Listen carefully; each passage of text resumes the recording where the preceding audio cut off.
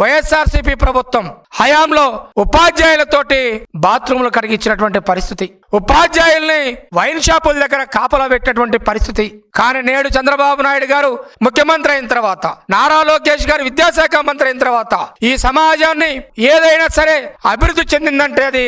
విద్యారంగ సంస్కరణ ద్వారా మాత్రమే సాధ్యమని చెప్పినటువంటి లోకేష్ గారు ఉపాధ్యాయులకు అత్యధిక ప్రాధాన్యతనిస్తూ వారి గౌరవాన్ని పెంచుతూ మరి తల్లికి వందనం లాంటి పథకాలలో మనోధైర్యం కల్పించడమే కాకుండా ఉపాధ్యాయులకి గౌరవం పెంచే విధంగా నారా లోకేష్ గారు అనేక విద్యారంగ సంస్కరణలు చేపట్టడం వల్లే నేడు ప్రభుత్వ పాఠశాలలో గాని, ప్రభుత్వ కళాశాలలో గాని, యూనివర్సిటీల్లో గాని విద్యార్థుల యొక్క హాజరు పెరగడమే కాకుండా మరి పోయిన సంవత్సరం వారి యొక్క ఉత్తీర్ణ శాతం కూడా పెరిగిందని చెప్పేసి తెలియజేయడానికి అనేక రకాలైనటువంటి